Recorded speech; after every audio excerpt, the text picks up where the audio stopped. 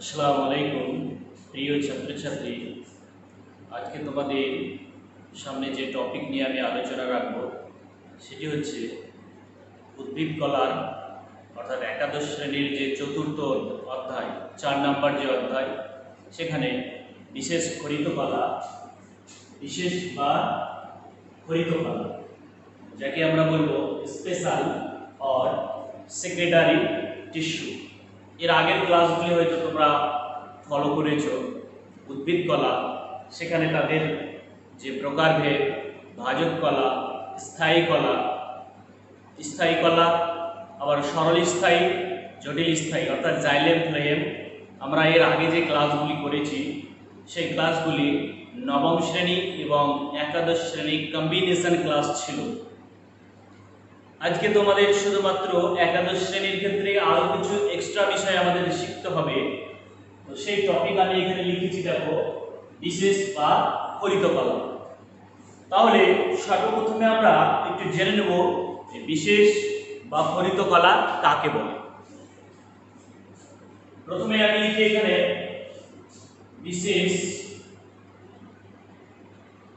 বা খরিত কলা।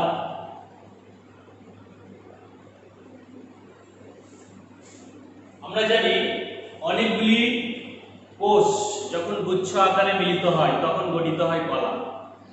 অর্থাৎ বিশেষ বা খরিত কলা বলতে বোঝায় এমন কিছু কিছু কোষ গুচ্ছ বা কলা পরস্পরের সঙ্গে মিলিত হয়, মিলিত হওয়ার পরে সেখান থেকে কোনো কিছু ক্ষরণ করে। এবার কোনো কিছু ক্ষরণ করে বলতে কি কি ক্ষরণ করতে পারে? ক্ষরণ উপাদানগুলি হতে পারে গদ, রজন, ল্যাটেক্স বা তরুক্ষীর, বা হতে পারে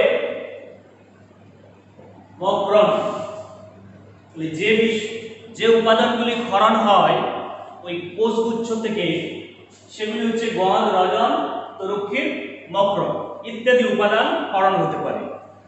এখন এই ক্ষরণের উপরে ভিত্তি করে এটিকে আমরা দুটি ভাগে ভাগ করব।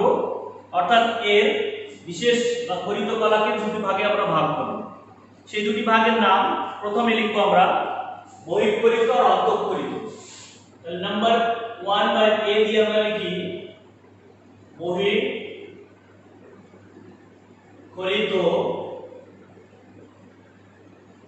গঠন। অর্থাৎ কোন কোষগুচ্ছ থেকে যখন বিভিন্ন উপাদান, এখানে আমি লিখেছি, এগুলো যখন ক্ষরণ হয়, এই ক্ষরণের মাত্রা বা ক্ষরণ উপাদানগুলি বহিঃকোষীয় থেকে হতে পারে, আবার অন্তঃকোষীয় হতে পারে। তার জন্য আমরা এটাকে দুটি ভাগে ভাগ করব। একটা লিখেছি বহিঃখরিত গঠন। এখন বহিঃখরিত গঠনে কোন কোন অংশ থেকে এই উপাদানগুলি খরিত হতে পারে বা কি কি অংশ নিয়ে গঠিত সেগুলো আমরা এবারে আসব। তাহলে প্রথমে আমরা 1 নম্বর লিখবো এখন ত্বক রোম। 1 নম্বরে চলে আসবো বা এ নম্বরে ত্বক রোম। ত্বক রোম বলতে কি? ত্বক রোম বলতে বোঝায় এমন কিছু কিছু উদ্ভিদ রয়েছে যাদের বহির্ভাগে অর্থাৎ উপরিভাগ, যেটাকে আমরা ত্বক কলা বলি, সেই ত্বক কলাতে কিছু গ্রন্থি আকারে থাকে এবং সেখান থেকে বিশেষ বিশেষ কিছু পদার্থ ক্ষরণে সহায়তা করে, তাকে আমরা বলবো গ্রন্থি। এগুলি সাধারণত আমরা দেখতে পাই কিছু কিছু উদ্ভিদের পাতা, ফুলের পাপড়ি। তাহলে এই ত্বক রোম দেখা যাবে পাতাতে বা ফুলের পাপড়ি ইত্যাদি জায়গায় অবস্থান করবে এবং সেখান থেকে বিশেষ কিছু পদার্থ ক্ষরণ করবে, তখন সেটাকে আমরা বলবো ত্বক রোম। তাহলে এই ধরনের একটা যদি আমরা উদাহরণ দেই তাহলে আমরা দেখতে পাবো তামাক গাছ। তামাক গাছের পাতা আমরা বলতে পারি উদাহরণ হিসেবে তামাক পাতা। তামাক গাছের পাতায় আমরা ত্বক রোম দেখতে পাবো। এটা গেল আমাদের 1 নাম্বার। দ্বিতীয় নম্বরে আসবো এবার আমরা গ্রন্থি রোম। বি নাম্বার দিয়ে আমরা এখানে আসবো এবার গ্রন্থি রোম।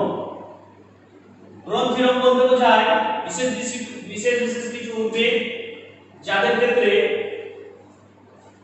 বেশ কিছু কোষগুচ্ছ মিলিত হয় এবং গ্রন্থের ন্যায় আকার গঠন করবে এবং সেখানে বিশেষ কিছু পদার্থ ক্ষরণ করবে, সেটাকে তখন আমরা বলবো গ্রন্থিরোগ। এটি সাধারণত আমরা দেখতে পাই, বাস্তবে আমরা হয়তো দেখেছি বিছুটি গাছ, প্রত্যেকে আমাদের জানা বিছুটি গাছের পাতা। এই বিছুটি গাছের পাতায় থাকে বিশেষ পদার্থ হিসেবে ফর্মিক অ্যাসিড। এই যে ফর্মিক অ্যাসিড, অর্থাৎ বিছুটি গাছের পাতাতে আমরা যখন হাত দিয়ে দেই বা অন্য কোনো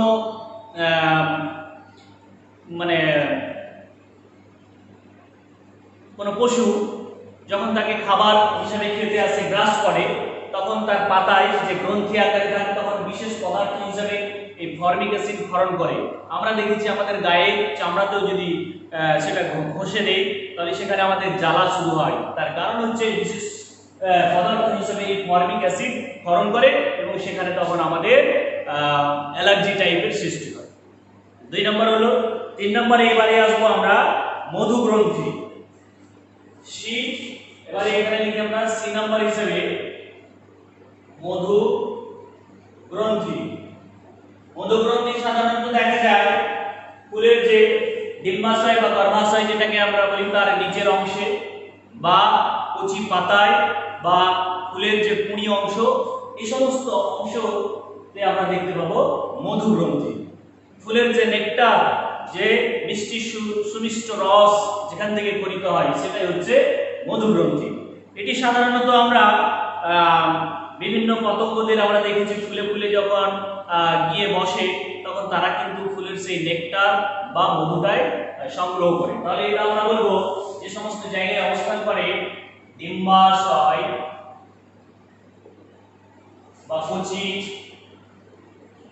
পাতা,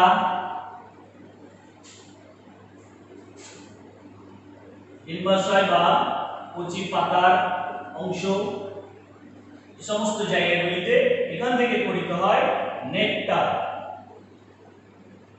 এখান থেকে পরিত হবে বিশেষ পদার্থ হিসেবে নেকটার পরিত হবে। পরবর্তীতে আসবে এবার আমরা 3 নম্বরে হাইডাথোর। হাইডাথোর বলতে বোঝায় বিশেষ বিশেষ কিছু পাতার ক্ষেত্রে পাতার যে পত্রাগ্র, অর্থাৎ এটা যদি পাতা হয় তাহলে পত্রাগ্র ঠিক তার পাতার অগ্রভাগ, এই সমস্ত জায়গা থেকে একটা গহ্বর বা একটা ছিদ্র এবং অনেকগুলি ছিদ্র মিলে একটা বড় ছিদ্র তৈরি হয় এবং সেখান থেকে ক্ষুদ্র ক্ষুদ্র কণা আকারে জল বেরোতে থাকে, জলের নির্গমন ঘটে, তখন এই ধরনের ছিদ্রকে আমরা বলবো হাইডাথোর। হাইডাথোর এটি সাধারণত আমরা যে সকল উদ্ভিদের ক্ষেত্রে দেখতে পাবো সেটা হচ্ছে যেমন আমরা টমেটো গাছ, সেই টমেটো গাছের পাতাতে দেখতে পাবো। আর পরবর্তী এবারে আমরা চলে আসবো অন্তঃক্ষরিত গঠন সমূহ। এটা হলো আমাদের বহিঃক্ষরিত গঠন। বহিঃক্ষরিত গঠন হিসেবে তপরম, গ্রন্থিরম, মধুগ্রন্থি, হাইডাথোর ইত্যাদি অংশ থেকে যখন ক্ষরণ নির্গত করে সেটাই হচ্ছে বহিঃক্ষরিত গঠন। বিশেষ ক্ষরিত কলা, এটা হচ্ছে প্রথম পার্ট। দ্বিতীয় পার্টে এবারে আসবো আমরা অন্তঃক্ষরিত গঠন।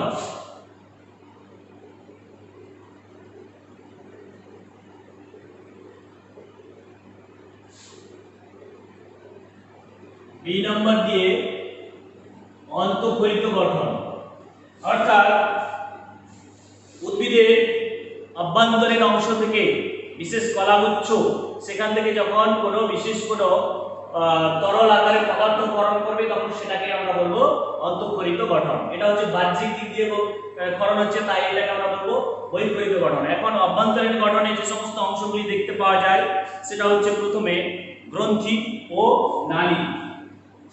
এইখানে এ নাম্বার দিয়ে আমরা লিখবো গ্রন্থি ও নালী।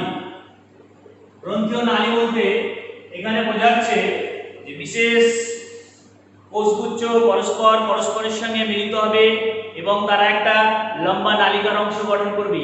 এখানে প্যারেনকাইমা কোষ দিয়ে গঠিত হবে এবং এদের কোষ প্রাচীরটা হবে পাতলা, তাই পরস্পরের সঙ্গে মিলিত হবে এবং একটা লম্বা নলাকার অংশ গঠন করবে এবং সেখান থেকে বিশেষ কিছু পদার্থ ক্ষরণ করবে, তখন সেটাকে আমরা গ্রন্থি বা নালী বলব। এই যে গ্রন্থি বা নালী, এখানে গহ্বর সৃষ্টি হয় এবং সেই গহ্বর আবার দুরকম প্রসেসের মানে সৃষ্টি হতে পারে। একটা হবে সাইজোজেনাস গ্রন্থি আর আরেকটাকে আমরা বলবো লাইসিজেনাস। সাইজো, তাহলে এখান থেকে আমরা আরেকটা ভাগ লিখি সাইজোজেনাস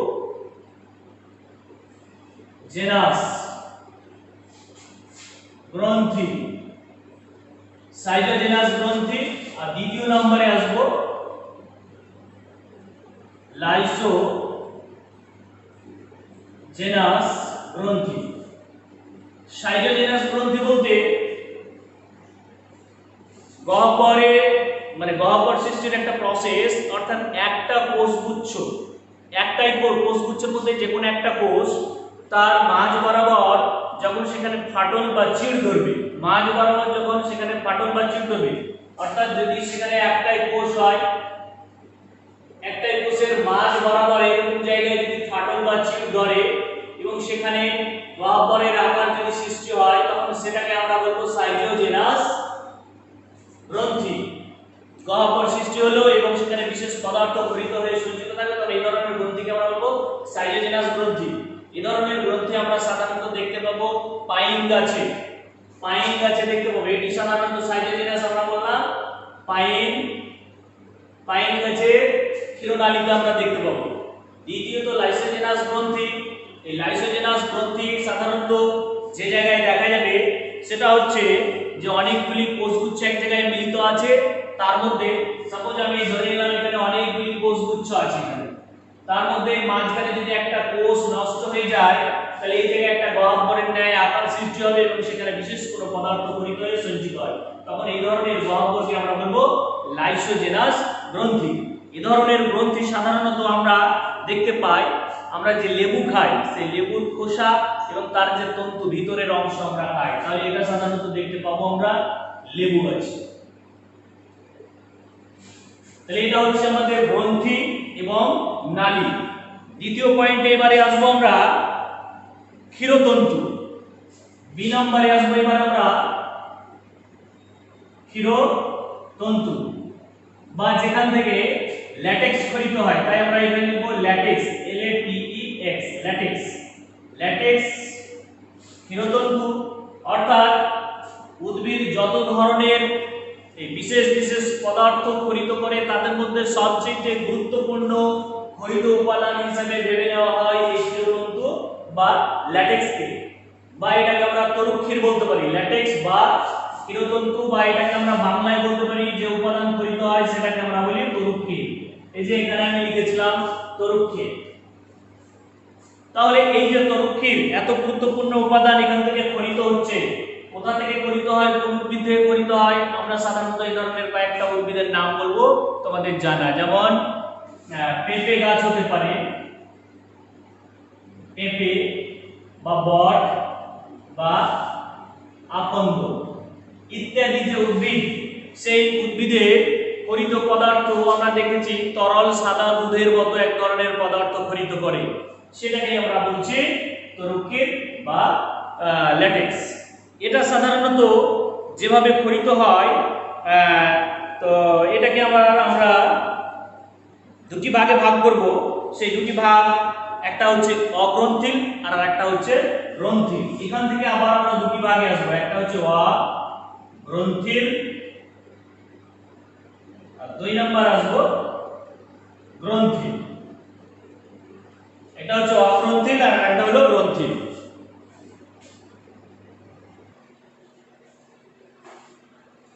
তাহলে ক্ষীরতন্ত্রের দুটি ভাগ বললাম, গ্রন্থিল আর একটা অগ্রন্থিল আর একটা হলো গ্রন্থিল।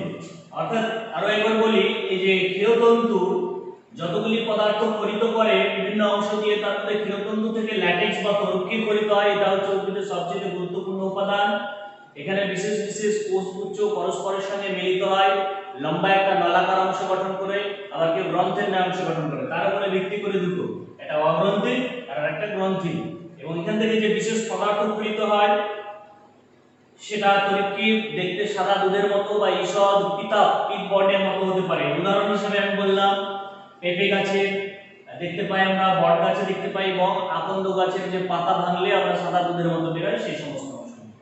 তাহলে এটা হচ্ছে আমাদের বিশেষ বা বিশেষ খরিত কলা। এবারে আমরা আবার নেক্সট আরো একটা টপিকে আসবো।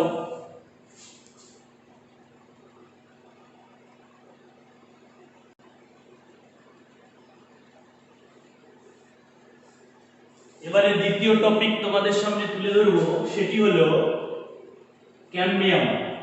ক্যাম্বিয়াম কি তাহলে আমরা একটু জেনে নেই। প্রথমে ক্যাম্বিয়াম হচ্ছে উদ্ভিদের গৌণ বৃদ্ধিতে সাহায্যকারী যে বিশেষ ভাজক কলা। গৌণ বৃদ্ধি বলতে সাধারণত এটি যদি উদ্ভিদের এটি কাণ্ড হয় তাহলে মূলের দিকে বৃদ্ধি ঘটায় আর উপরের দিকে বৃদ্ধি ঘটায়, সেটাকে আমরা বলি প্রাথমিক বৃদ্ধি। অর্থাৎ দৈর্ঘ্যে যখন বৃদ্ধি হবে সেটাকে আমরা বলবো প্রাথমিক বৃদ্ধি। আর গৌণ বৃদ্ধি বলতে বোঝায় তার পার্শ্ববর্তী অর্থাৎ পরিধিতে অর্থাৎ এই দিকটাতে দুই দিকে অর্থাৎ পরিধির দিকে যখন বৃদ্ধি পাবে, অর্থাৎ গাছের যে কাণ্ড গুড়ি সেটা যখন আকারে মোটা হয়, যার দ্বারা বিভাজিত হয়, সেটারই নাম হচ্ছে ক্যাম্বিয়াম। তাহলে ক্যাম্বিয়াম হচ্ছে কি, তখন আমরা বলবো ক্যাম্বিয়াম হলো এক বিশেষ ধরনের ভাজক কলা যা উদ্ভিদের পরিধিতে অবস্থান করে এবং তাকে পরিধিতে বৃদ্ধি পেতে সহযোগিতা করে। সেই ধরনের মানে কলাগুচ্ছকে আমরা বলবো ক্যাম্বিয়াম কলা। এই ক্যাম্বিয়াম কলা সাধারণত যে জায়গা থেকে উৎপত্তি লাভ করে সেটা হচ্ছে জাইলেম এবং ফ্লোয়েমের মাঝখানে থাকে প্রোক্যাম্বিয়াম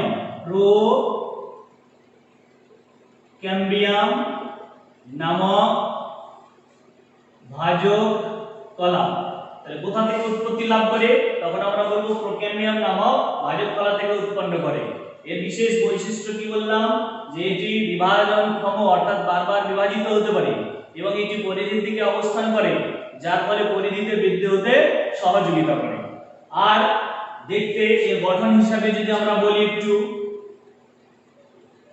এই ক্যাম্বিয়াম কলার যে কোষগুচ্ছ হবে সেই কোষগুচ্ছ দেখতে অনেকটা আয়তাকার হবে এবং এখানে নিউক্লিয়াস যুক্ত হবে। দ্বিতীয়ত এই যে কোষ প্রাচীর যেটা হবে, সেই কোষ প্রাচীর কিন্তু হবে পাতলা আবরণী যুক্ত বা পাতলা স্তর হবে। এখন নেক্সট এবারে আমরা আসবো এই যে ক্যাম্বিয়াম কলা, সেই ক্যাম্বিয়াম কলার প্রকারভেদ। তাহলে প্রথমে আমরা প্রকারভেদ হিসাবে লিখব, একে দুটি ভাগে ভাগ করা হয়। সেই দুটি ভাগের নাম প্রথমত আমরা বলবো ভাস্কুলার ক্যাম্বিয়াম আর আরেকটা হচ্ছে কর্ক ক্যাম্বিয়াম। তাহলে নাম্বার এ এখানে আমরা লিখব ভাস্কুলার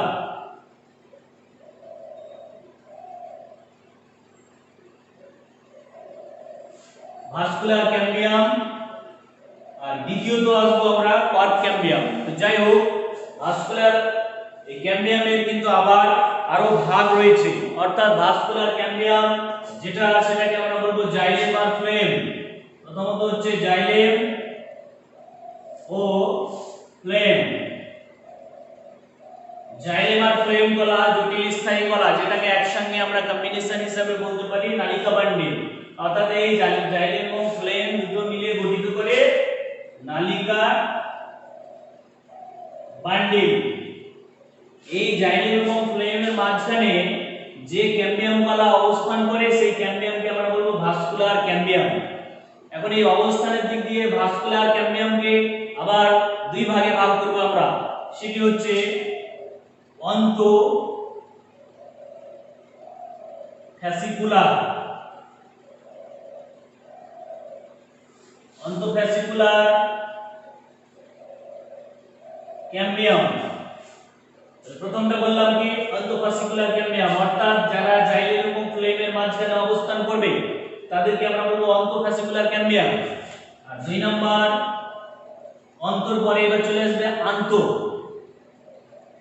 অন্তঃপরে হচ্ছে আন্তঃফ্যাসিকুলার ক্যাম্বিয়াম, অর্থাৎ এখানে আমরা জাইলেম আর ফ্লোয়েমের মাঝখানে না বলে বলবো দুটো নালিকা বান্ডে, অর্থাৎ এখানে একটা জাইলেম ফ্লোয়েম, আবার এখানে একটা জাইলেম ফ্লোয়েম, তাহলে এখানে একটা নালিকা বান্ডিল, এখানে একটা নালিকা বান্ডিল, তার মাঝখানে অবস্থান করবে যখন ক্যাম্বিয়াম, তখন এই ধরনের ক্যাম্বিয়ামকে আমরা বলবো কি আন্তঃফ্যাসিকুলার ক্যাম্বিয়াম। আর অন্তঃফ্যাসিকুলার বলতে এই একটা জাইলেম একটা ফ্লোয়েম, তার মাঝখানে যখন অবস্থান করবে শুধু জাইলেম আর ফ্লোয়েমের মাঝখানে, তখন সেটাকে আমরা বলবো অন্তঃফ্যাসিকুলার ক্যাম্বিয়াম। এবারে নেক্সট আমরা আসব কর্ক ক্যাম্বিয়াম। তাহলে নাম্বার এ এটা হলো। এবারে আমরা বি নম্বরে চলে আসব, কর্ক ক্যাম্বিয়াম।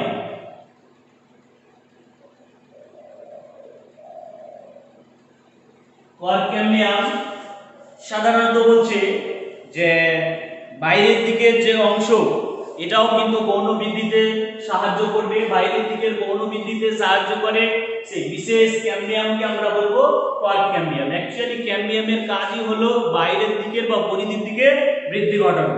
তো বাইরের দিকে যখন অবস্থান করবে ক্যাম্বিয়াম, সেটাকে আমরা আবার ফেলোজেন বলবো, আর এটি বিভাজিত হয়ে ফেলম গঠন করবে। এই কর্ক ক্যাম্বিয়াম বাইরের দিকে, ঠিক বাইরের দিকে যখন অবস্থান করছে তখন সেটাকে আমরা বলছি কর্ক ক্যাম্বিয়াম, আর এটা আবার বিভাজিত হয়ে গঠন করে ফেলেম, পরিকার লয়কর্ম ফেলেম নামক অংশ গঠন করবে। আর যদি ভিতরের দিকে হয় তাহলে বাইরের দিকে হলো ফেলেম, আর ভিতরের দিকে যে স্তর সেটাকে আমরা বলবো ফেলোডান।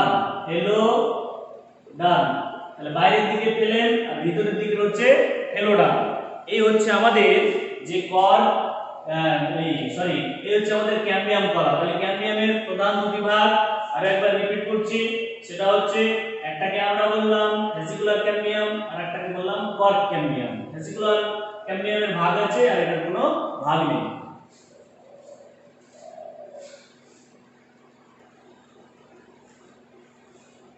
এবারে আলোচনা করব তৃতীয় টপিক, গৌণ বৃদ্ধি। অর্থাৎ এতক্ষণ তো আমরা জানলাম ক্যাম্বিয়াম নামক যে ভাজক কলা উদ্ভিদের গৌণ বৃদ্ধিতে অর্থাৎ সেকেন্ডারি গ্রোথে সহযোগিতা করে। তো এই যে গৌণ বৃদ্ধি, উদ্ভিদের গৌণ বৃদ্ধি কিভাবে হয় সেই বিষয় নিয়ে আমরা এখন শিখব। তো এখানে আমরা উদ্ভিদ হিসেবে দ্বিবীজপত্রী এবং একবীজপত্রী উদ্ভিদের গৌণ বৃদ্ধি জানবো। তো যাই হোক, একবীজপত্রীটা আমরা নিজে জানবো। তো প্রথমে এখন আমরা দ্বিবীজপত্রী উদ্ভিদের গৌণ বৃদ্ধি নিয়ে আমরা জানবো। তো দ্বিবীজপত্রী উদ্ভিদের গৌণ বৃদ্ধিতে এটাকে আমরা দুটি ভাগে ভাগ করব। এই গৌণ বৃদ্ধি দ্বিবীজপত্রী উদ্ভিদ, দ্বিবীজপত্রী। তো দ্বিবীজপত্রী উদ্ভিদের গৌণ বৃদ্ধিতে আমরা এটা প্রথম ভাগ হিসেবে লিখব। আমরা প্রথম ভাগ হিসেবে আমরা যেটা লিখব সেটা হচ্ছে অন্তঃস্টিলীয় অঞ্চলের গৌণ বৃদ্ধি। অন্তঃস্টিলীয় অঞ্চলের গৌণ বৃদ্ধি। অন্তঃস্টিলীয়, আর দ্বিতীয়ত আসবে বহিঃস্টিলীয় অঞ্চলের গৌণ বৃদ্ধি। স্টিলীয় কি বা স্টিলি কি সেটা আমরা নেক্সট ক্লাসে আসব। এখন হচ্ছে অন্তঃস্টিলীয় অঞ্চলের গৌণ বৃদ্ধি, অর্থাৎ পরিধিতে যে গৌণ বৃদ্ধি ঘটে। গৌণ বৃদ্ধি বলতে উদ্ভিদের পরিধিতে বৃদ্ধি ঘটানোর জন্য এই যে ক্যাম্বিয়াম এবং কর্ক ক্যাম্বিয়াম নামক ভাজক কলা পরস্পর মিলিত হয়ে উদ্ভিদের পরিধিতে যখন বৃদ্ধি ঘটাবে সেটাকেই আমরা বলবো গৌণ বৃদ্ধি। দ্বিবীজপত্রীর ক্ষেত্রে এখন গৌণ বৃদ্ধি হিসেবে আমরা প্রথম ভাগ অন্তঃস্টিলীয় অঞ্চলের গৌণ বৃদ্ধি। এই অন্তঃস্টিলীয় অঞ্চলের গৌণ বৃদ্ধিতে বেশ কিছু ইম্পর্টেন্ট পয়েন্ট আছে, তার মধ্যে গুরুত্বপূর্ণ পয়েন্ট হিসেবে প্রথম পয়েন্টটা আমরা যেটা লিখব সেটা হচ্ছে ক্যাম্বিয়াম বলয়, বা যেটাকে আমরা বলি ক্যাম্বিয়াম রিং। নাম্বার হিসেবে আমরা দেব 1 নাম্বার ক্যাম্বিয়াম বলয়, বা যেটাকে আমরা বলি ক্যাম্বিয়াম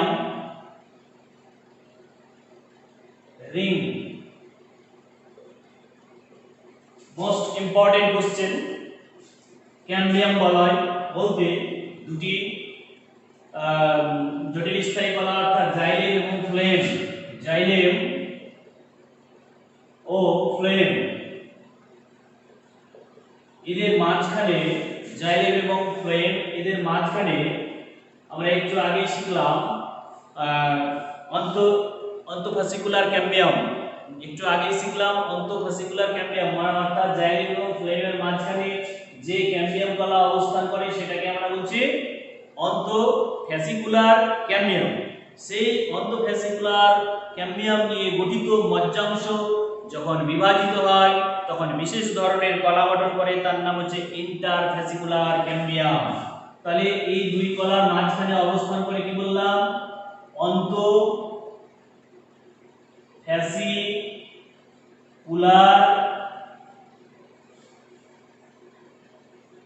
ক্যাম্বিয়াম। আর এদের সঙ্গে মজ্জা যুক্ত থাকে, মজ্জা অংশ। এটা যখন বিভাজিত হয়, বিভাজিত হয়ে গঠন করে ইন্টারফ্যাসিকুলার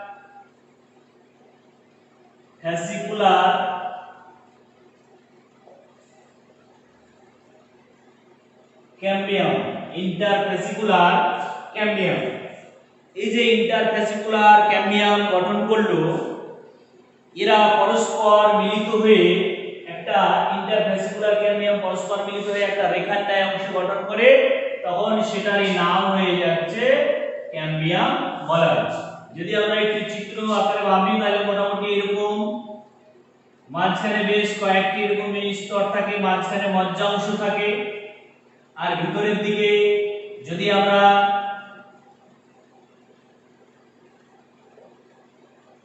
ভিতরের দিকে এই যে অংশ সেটা হচ্ছে জাইলেম, আর বাইরের দিকে এটা হচ্ছে ফ্লোয়েম।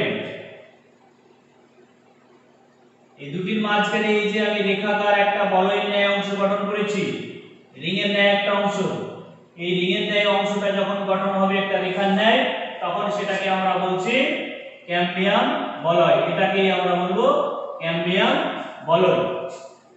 তাহলে ক্যাম্বিয়াম বলয় কি আমাদের জানা হলো। দ্বিতীয়ত হচ্ছে গৌণ কলা সমষ্টি। তাহলে এক নম্বর ক্যাম্বিয়াম বলয়, দুই নম্বর আমরা জানবো এবার গৌণ কলা সমষ্টি। এই গৌণ কলা সমষ্টিতে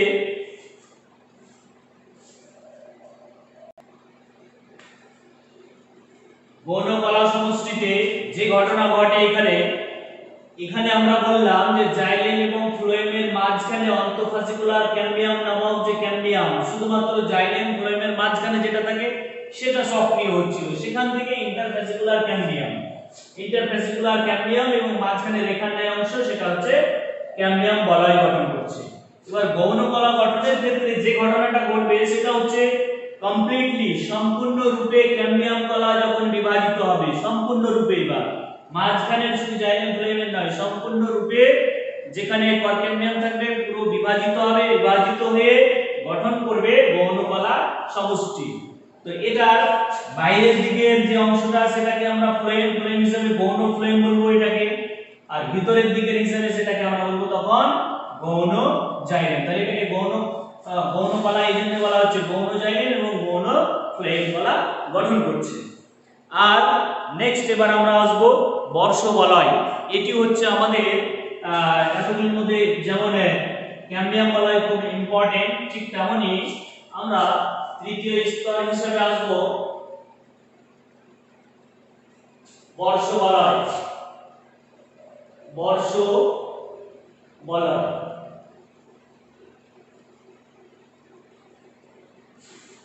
বলয় হচ্ছে একটা গুরুত্বপূর্ণ বিষয়। তার কারণ হচ্ছে উদ্ভিদের বয়স নির্ধারণ করা হয়। আমরা জানি অনেক গাছ দীর্ঘ অনেক আগে লাগা হয়েছে, কিন্তু তার বয়স কত আমরা স্বাভাবিকভাবে আমরা কিন্তু বুঝতে পারি না। কিন্তু গাছের গুড়ি যদি কেটে নেওয়া হয় এবং তার ভিতরে বিশেষ সজ্জানীতি যেটাকে আমরা বলবো বর্ষ বলয়, এই বর্ষ বলয় যদি আমরা খেয়াল করি তাহলে কিন্তু আমরা গাছের বয়স নির্ধারণ করতে পারবো আমরা। তো এই বর্ষ বলয় সেটাকে আমরা বলছি অ্যানুয়াল রিং বলবো।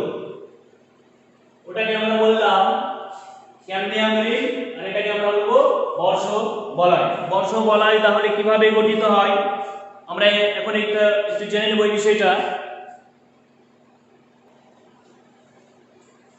বর্ষ বলয় হিসেবে আমরা প্রথমে জেনে নেব বর্ষবলয় কি, কিভাবে গঠিত হয়। তো বিশেষ বিশেষ ঋতুতে বা এই যে ক্যাম্বিয়াম এর যে ভাগ আছে ক্যাম্বিয়াম, যখন সে সক্রিয় হয় তখন উদ্ভিদের যখন গৌণ বৃদ্ধি ঘটে অর্থাৎ পরিধিতে, তখন বিশেষ বিশেষ ঋতুতে কাস্টল উপাদান বা কাস্ট উপাদান সঞ্চিত হয়। তাহলে কাস্ট উপাদান কিভাবে সঞ্চিত হয় যদি আমরা একটু চিত্রের মাধ্যমে দেখতে চাই, তাহলে মাঝখানে এই যে অংশ আঁকলাম এটাকে আমরা বলবো মজ্জাংশ। এটা হচ্ছে মজ্জাংশ। তার পরিধিতে এরকম ভাবে অংশ আমরা দেখতে পাই, আর এরকম ভাবে বেশ কিছু বলয় আকারে গঠিত হয়। এবারে বর্ষবলয়ের ক্ষেত্রে বা অ্যানুয়াল রিংয়ের ক্ষেত্রে কিভাবে গঠনটা হচ্ছে, তো আমি প্রথমে বললাম এখানে যে ক্যাম্বিয়াম নামক যে ভাজক কলা, ক্যাম্বিয়াম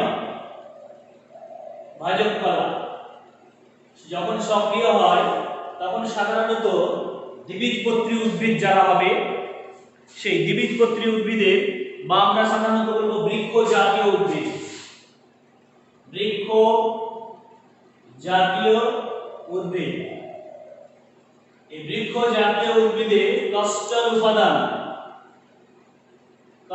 উপাদান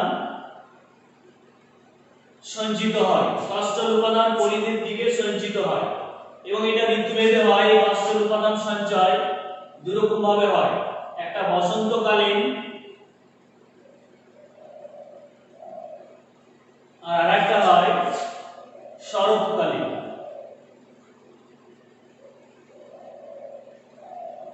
বসন্তকালীন সেটাকে আমরা আরো একটা নামে জানবো, সেটা হচ্ছে পূর্বকালীন, আর এটাকে বলবো বিলম্বকালীন। এটাকে আমরা বলতে পারি পূর্বকালীন আর এটাকে আমরা বলবো বিলম্বকালীন। অর্থাৎ এটা দেরিতে ঘটে, কাস্টল উপাদান সঞ্চয়টা দেরিতে ঘটবে।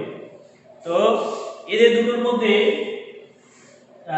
একটু আমাদের ডিফারেন্স আছে। বসন্তকালীন যখন এই কাস্টল উপাদান পরিধির দিকে এভাবে সঞ্চিত হতে থাকে, তখন সেই ক্ষেত্রে এই কাস্টল উপাদান যেটা যেহেতু পরিধির দিকে আছে বসন্তকালীন, সেই উপাদানটা কিন্তু গাঢ় বর্ণের হবে না, হালকা বর্ণের হবে।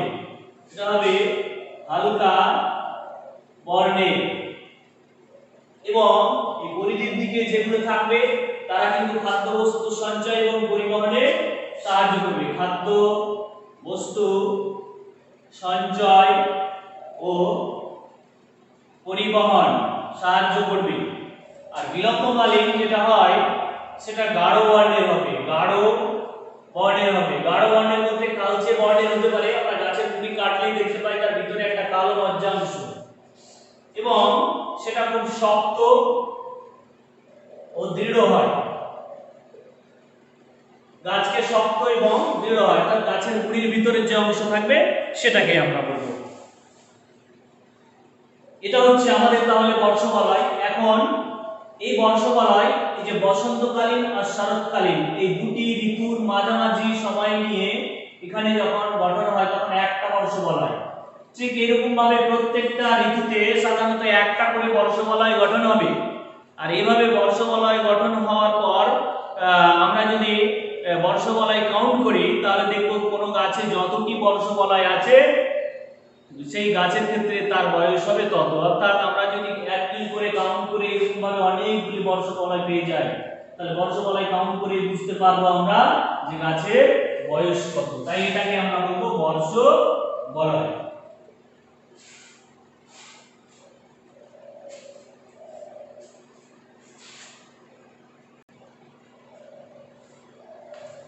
এবারে এই যে কাস্টল উপাদান বর্ষবলয় তো আমাদের জানা হলো। এবারে এই যে কাস্টল উপাদান, এই কাস্টল উপাদানকে আবার বা কাস্ট নামক যে উপাদান এটিকে আবার দুটি ভাগে ভাগ করব। একটা হচ্ছে সরস, একটাকে আমরা ভাগ করব সরস বা সার। এটা হচ্ছে সার, কাস্ট, সারকাষ্ঠ বা যেটাকে আমরা বলবো নীরস কাষ্ঠ, সারকাষ্ঠ বা নীরস, অর্থাৎ শুধু সার অংশ থাকবে যার মধ্যে কোনো রস থাকবে না।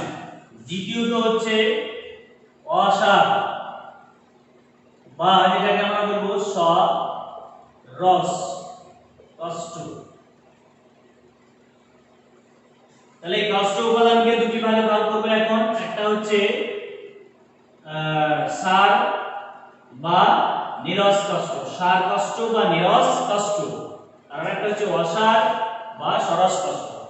তাহলে এখানে সার কাষ্ঠ কাকে বলবো আমরা? সার কাষ্ঠ আমরা কাকে বলবো? যেটা বর্ষবলয়ের কেন্দ্রে থাকবে, এই যে বর্ষবলয় এই কেন্দ্রে, তাহলে এখানে আমরা লিখবো কেন্দ্রে অবস্থান করে, যেটা বর্ষবলয়ের কেন্দ্রে যেটা অবস্থান করবে, যেটা কালচে বর্ণের হবে, কোনো রস থাকবে না, এইজন্য এই রস লিখেছি, সেটাকে তাহলে আমরা বলবো সার কাষ্ঠ। আর অসার কাষ্ঠকে কোনটাকে বলবো আমরা? তাহলে যেটা পরিধিতে, অর্থাৎ এটাকে আমরা লিখবো পরিধিতে অবস্থান করবে। দ্বিতীয়ত আমরা বলবো যে এই যে সার কাষ্ঠ, যেহেতু এখানে শক্ত আকার ধারণ করে, তাই এখানে মৃত জাইলেম কলা থাকবে। এখানে জাইলেম কলা থাকলে সেটা হবে মৃত জাইলেম। আর অসার বা সরস কাষ্ঠে সেখানে থাকবে মৃত বা সজীব, দুই রকমই থাকতে পারে এখানে, মৃত ও সজীব প্যারেনকাইমা থাকবে, এখানে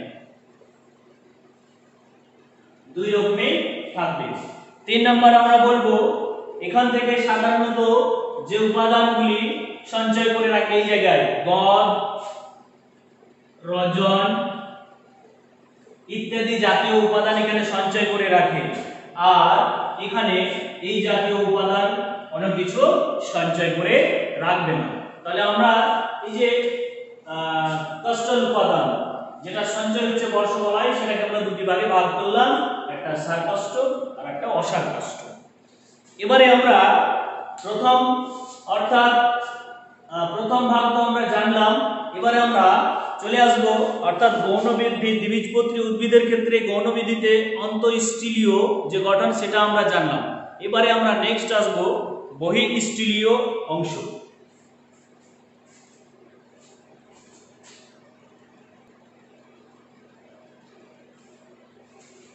এবারে চলে আসি তাহলে আমরা উদ্ভিদের গৌণবৃদ্ধি হিসেবে প্রথম ভাগ আমরা অন্তঃস্থলীয় অঞ্চলের গৌণবৃদ্ধি জানলাম। এবারে নেক্সট জানবো বহিঃস্থলীয় অঞ্চলের গৌণবৃদ্ধি।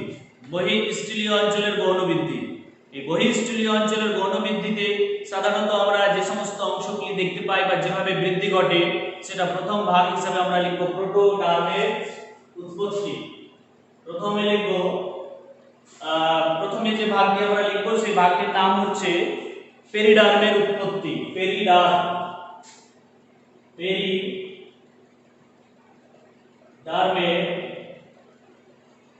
উৎপত্তি। এই পেরিডার্মের উৎপত্তি হিসেবে আমরা যেটা লিখব সেটা হচ্ছে গৌণ বৃদ্ধিকারী, অর্থাৎ এর আগে গৌণ বৃদ্ধি হিসেবে যে অন্তঃস্থলীয় অঞ্চলে যে গৌণ বৃদ্ধি ঘটছিল, সেই গৌণ বৃদ্ধির সময় এটা চাপের সৃষ্টি হয়। আর চাপের সৃষ্টি হওয়ার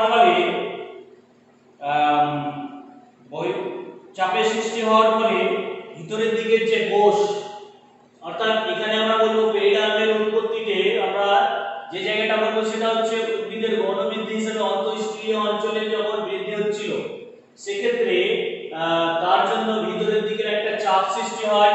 আর ভিতরের দিকে চাপ সৃষ্টি হওয়ার জন্য সেখানে এক ধরনের ত্বক বা স্তরের সৃষ্টি হবে। অর্থাৎ এখানে আমরা লিখব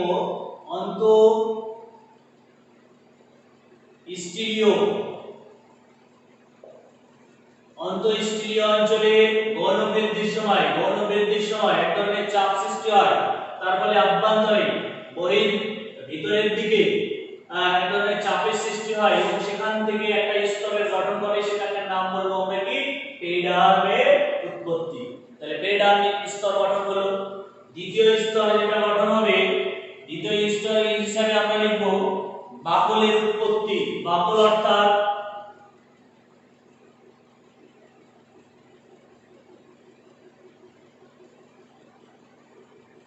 বাকলের উৎপত্তি বলতে আমরা বাকল অর্থাৎ গাছের যেটাকে ছাল বোঝায়, তো বাকল বা ছাল বলতে উদ্ভিদের বাইরের দিকের যে ত্বক, বাইরের দিকের ত্বক এবং অধঃত্বক, অধঃস্তর, ত্বক এবং অধঃস্তর এবং আরো কিছু স্তর পরস্পর মিলিত হয় এবং যে জায়গায় খাদ্যরস বা অন্য কিছু যখন পৌঁছায় না তখন সেই জায়গার কলাকোষ গুচ্ছগুলো মৃত প্রকৃতির হয়ে যায় এবং একটা যে খোসার ন্যায় চামড়ার ন্যায় অংশ গঠন করে সেটাকে তখন আমরা বলবো বাকলের উৎপত্তি, অর্থাৎ বাইরের দিকে যে গাছের ছাল আমরা দেখতে পাচ্ছি সেটাকে বলা হয়।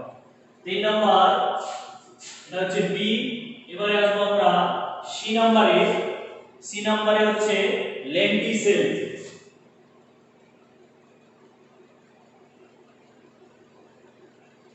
এই লেন্টিসেল সাধারণত গঠিত হয় যেভাবে, সেটা হচ্ছে এই পেরিডার্মের স্তর, যেটাকে আমরা প্রথম স্তর লিখেছি, এই পেরিডার্মের স্তরের ঠিক পরে পরে আমরা দেখতে পাই যে পত্ররন্ধ্র এই ধরনের কিছু ছিদ্র থাকে।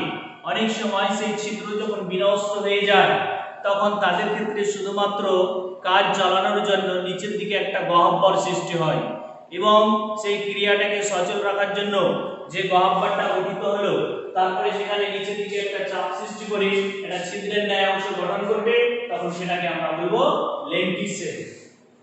এই হচ্ছে আমাদের দ্বিবীজপত্রী উদ্ভিদের গৌণ বৃদ্ধি দুই রকম ভাবে হয়, একটা অন্তঃস্থলীয় অঞ্চলের বৃদ্ধি আর এটা হলো আমাদের বহিঃস্থলীয় অঞ্চলের বৃদ্ধি, এটা দ্বিবীজপত্রী। এরপরে আছে আমাদের একবীজপত্রী উদ্ভিদের গৌণ বৃদ্ধি, তো সেম একই রকম আছে, ওটা তোমরা নিজে থেকে দেখে নেবে। আজকের ক্লাস এই মতো, নেক্সট ক্লাস আবার দেওয়া হবে। Thank you.